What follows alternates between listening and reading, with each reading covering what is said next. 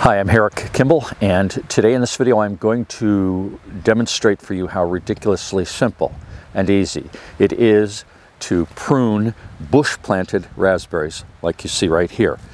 This raspberry bush has not been pruned.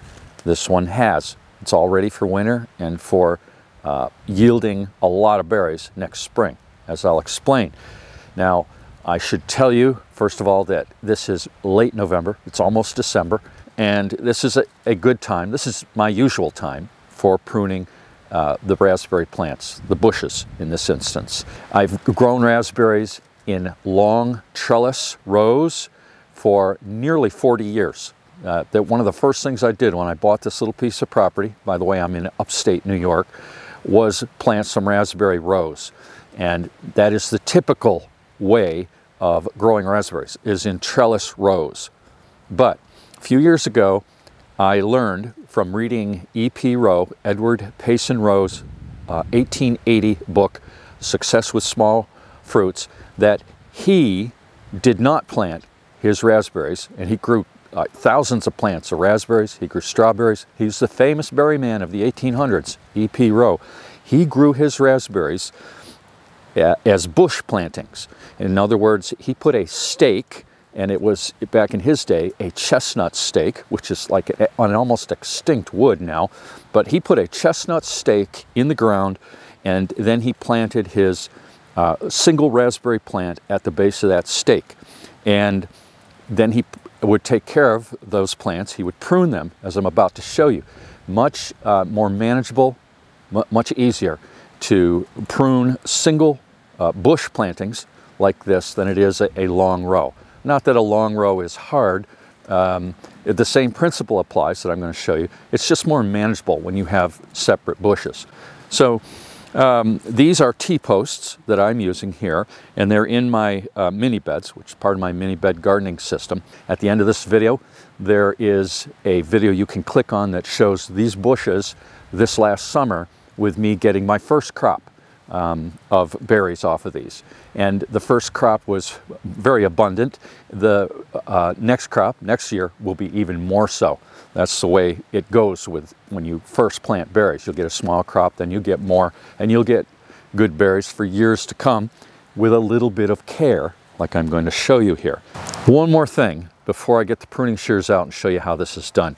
These raspberry varieties that I have here are summer-bearing raspberries. This particular plant right here is a Latham Red that I planted in 2021. That information is on this Forever plant tag that I have here, and I have a video that shows how to make those tags. But these summer-bearing varieties give us a yield 4 to 5 weeks in the summer, one yield from the plants for that span of time. And so they're a delight. They're absolute delight. Our house isn't far. We come out in the morning, we pick the berries, and we enjoy them. Like I said, there's a video at the end. Watch that. It'll show these plants. Hard to believe that these plants, these little sticks, this is a bush planting that I've already pruned, and I got 3 of these sticks, canes actually, but they're like sticks, and it's hard to believe that they're going to yield a large bush of fruit, berries and fruit, but they do. Amazing. The characteristic of summer-bearing varieties is that they send up canes through the growing season, but those canes do not yield fruit until the following year. And while those canes that will yield the next year are growing, the canes that grew the year before are making the fruit. Okay, so now, the end of the growing season, we're going to cut out the old canes, all right, and we're going to select the healthiest, which would be the largest diameter canes that we want for next year, and we're going to cut out everything else. Okay, now this bush right here, there were 3 really good canes that I selected. I could select more than that, 4 or 5 even, but I just picked the largest and healthiest and thickest canes, and 3 is going to give a very abundant crop. When it comes to pruning, less gives you more to a degree. You know what I mean? You have less canes than all that you see here now, and the energy in the roots goes into those few canes, and you get a lot of good berries. That's the way it works. So let's take a little closer look here. We have a chaos of brambles, canes here that we're going to organize. We're going to select and organize and get some order in here.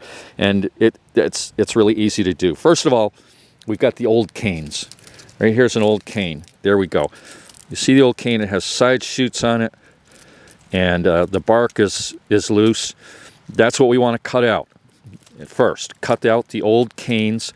I don't have a whole lot of old canes here because this was my first year of yielding fruit. So I'm going to get my pruning shears out and cut out. There's 3 old canes there. These Felco pruners are the way to go. You want a good pruner that'll last you a lifetime, get these Felcos. Okay, so we cut these canes off down low with the pruner. All right. There we got one, and I got another here. This one has a string. I'll clip that, and here's another string. Boy, that's small, but we got some great fruit off of these. Okay, all right, the old canes are out, and now I need to think about the canes I want to keep. We're going to take another close look down here at these canes, and you can see that I've got one right here. I'm going to cut that out. It's away from the pole, and it's thinner than, for example, this one. That's a nice thick cane, and another nice thick one, and I got 2 more over there. And here's a little one. We'll cut that out, and we've got, wait a minute, that one's already loose. It's kind of pruned itself, I guess. And we got another small one over here. When they get out near the perimeter, I'm going to cut those. They're harder to tie. And yeah, so the closer, bigger ones, closer to the pole and larger diameter. And these are really nice diameter, very healthy. Look at that. They're the diameter of my index finger, pretty much. And that's great. So here's the outlying one.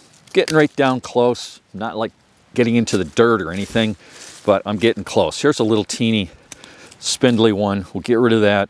And over here was the one that was getting towards the outside. Okay, so I've got 4 canes here that I'm going to keep. This cane right here has a side branch and a side branch, and I'm going to cut those off, okay? I just want a single cane. And that single cane next year will send out lots of side branches with the berries on them. Let's see, these are straight. There's no side branches on them. This one's got side branches all over it. And you know, the more I look at this, the more I think I'm just going to cut that cane out. No, I'm not going to. Yes, I am.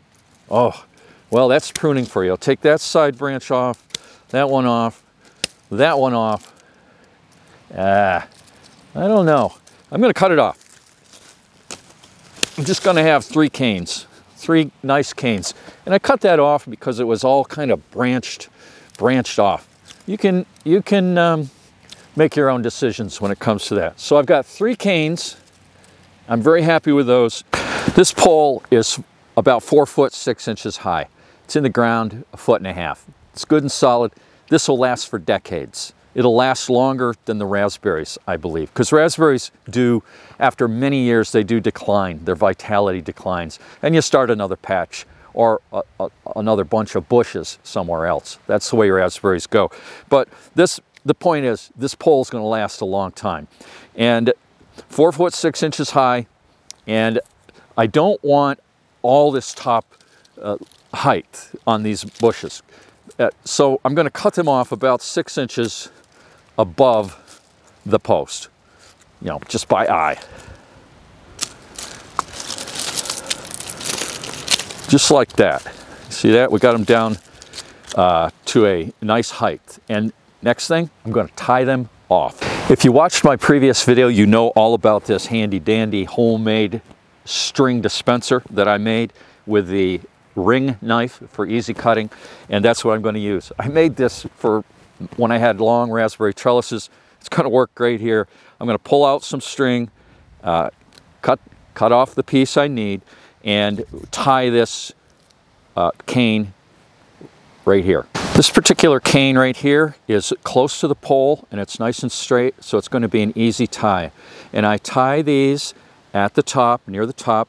You don't want to tie them down low unless you also tie them at the top. And I'm not tying it tight to the post like that. That's not necessary. We've got a little room there, and I'm using I think a square knot. Use whatever knot you're comfortable with. My fingers are cold. They're not as nimble as when it's warm out. So there we go. I've tied that off. Now, yeah, let's tie off the others, which are away from the pole. They're a little bit more of a challenge. Okay, we'll get this bigger one here.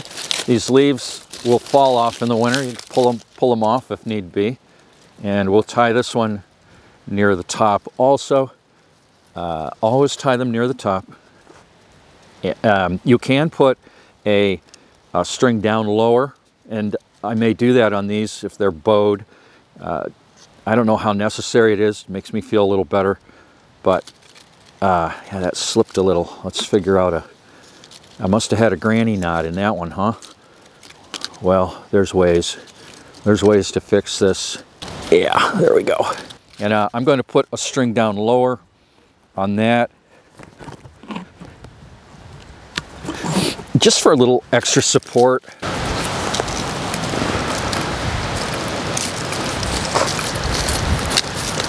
I'll give that one a little slack, a little more slack, so I'm not pulling them all tight together at the top. Yeah, there we go. Yeah, I'm going to put another one down here at where it bows out. Again, I'm not pulling it in too much, just giving it a little extra support. Being very, very nice to my raspberry canes with this support. So there we go. Mission accomplished. That's one bush planting all set for winter. Got another here. I've got 4 more. I only have 6 of these. I will be putting more in the spring. I'm going to plant some of the, I think they're called ever-bearing varieties. They'll give you raspberries in the fall. That would be nice. And I'm going to put them off this way around the perimeter of my mini bed garden. I'm happy with this bush planting technique. Looking forward to next year's harvest. It took me a while to show you this in a video, but the actual doing of it without filming and all of that is pretty quick. I think you could see that. And so I'm going to finish these off here. And thank you very much for watching. I hope this was instructive, maybe inspiring. This is easy. It's a very easy and manageable approach to growing raspberries with these bushes. All right. Thank you very much for watching. Give me a thumbs up, subscribe, tell your friends, and all of that. And thank you very much. Bye-bye.